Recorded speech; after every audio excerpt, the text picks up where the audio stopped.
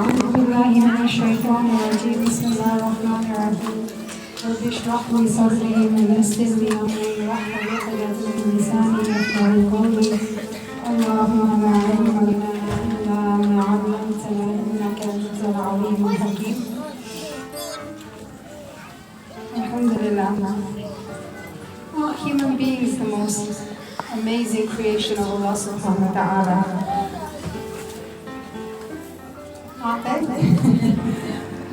Alhamdulillah. You know, I'm always intrigued by human beings, and I love to analyze and question why we do the things we do, why we think the way we think, and why we get the results that we get in life. I find human beings, the older I get, I find them even more amazing and fascinating. And something that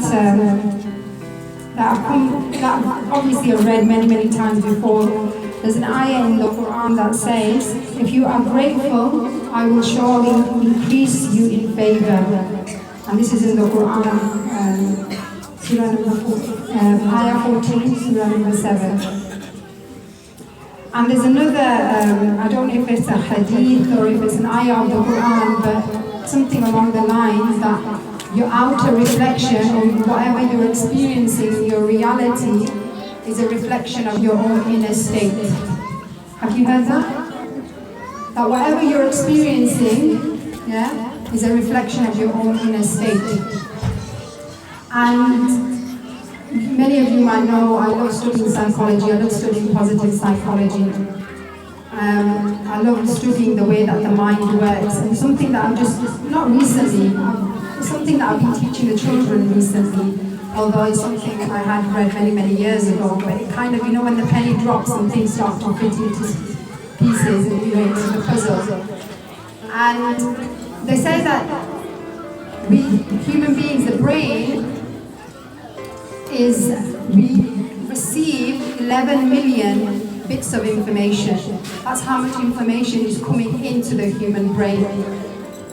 And we have like a subconscious brain and a conscious brain. So it's coming into the subconscious part of the brain.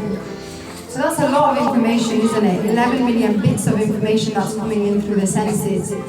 Now, obviously we don't process, we don't become conscious of 11 pieces of information because we have information overload, wouldn't we? It's just too much for our conscious brain to process. So it goes to a filter system. So only 40 bits of that information comes up into our conscious brain, and we actually become aware of how much of that. How much do you think we actually become aware of that? How much? 60 and 40 is aware than 50. Not 40%, 40 bits of information. So 11 million comes in, and only 40 comes up in 40, not percent, just 40 bits of information come into our conscious mind, but we only become aware of 7 bits of information. So there's a lot of information that we don't actually become aware of, right?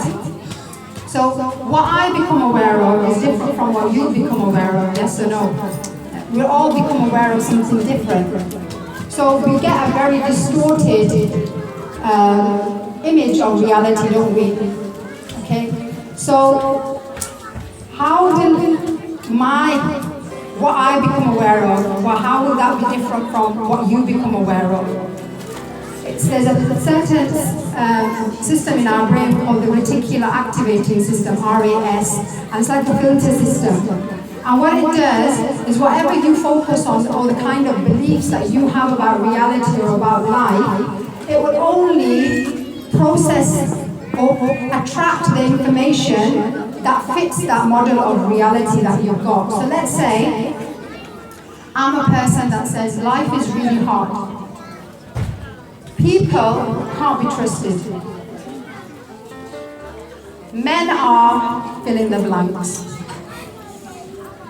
Women are fill in the blanks.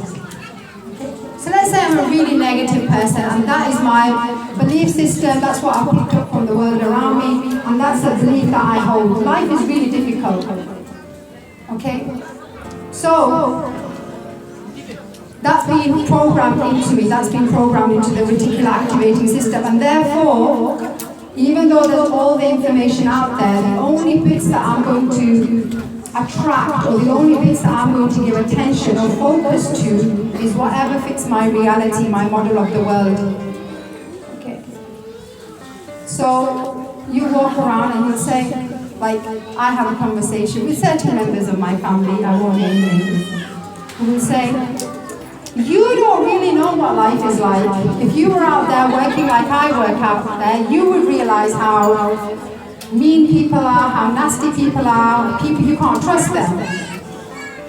And I'll be like, yeah, but I don't have that experience in my reality. So am I extremely gullible? Like, I really don't. I don't have people in my life that I can't trust. I actually have the belief that, I have really, really good, solid relationships. I have people I can trust, and people watch my back. They look out for me. Yeah? And I couldn't understand this. Like, why are you having that experience, and why am I having a different experience? It's because I have that model of the world, not in everything. I'm just saying in regards to relationships, I actually have a positive belief about relationships. So therefore, my reticular activating system will only notice things. Oh, she's done something really well. Look how considerate of her. She's actually taken a time out to come give me a phone call. So it will only pick up that information. Not to say that there are people who probably don't think all that great about me and who probably are watching my back. But because it's not my model of reality, of relationships, I'm not going to pick that up. I'm not going to focus on that. Okay? So, I'll give you another example. So let's say, you have the model of reality that, it's a really, really dangerous place out here for Muslims, or for people in general, or for our children. So, because you have this fear inside you, therefore your reticular activating system will only pick up information that fits that model. You might be scrolling through Facebook, and there might be lots of other good posts out there, but your brain won't pick that up.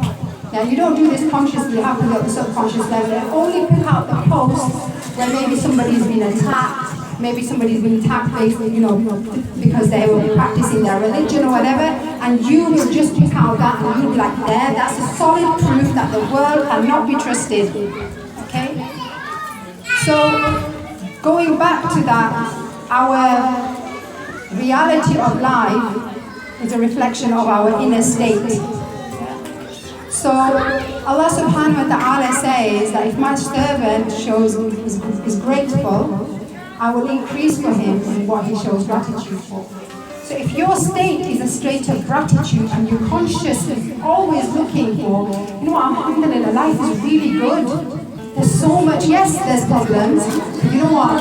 Overall, there's just so much to be grateful for. Alhamdulillah, there's so much to be grateful, and that is our state. How are you naturally going to pick up? That which fits your model of reality. And you're going to see all these wonderful blessings in life. It's because they've always been there. And you're able to focus on that. And yet if you're the opposite, and you're always ungrateful, then you will walk around and your state is a state of ingratitude. And you will walk around even though there's so much good out there and there's evidence for all the good. Your model of reality will not ever pick that up until you change your inner state. And there's ways to reprogram the reticular activating system as well.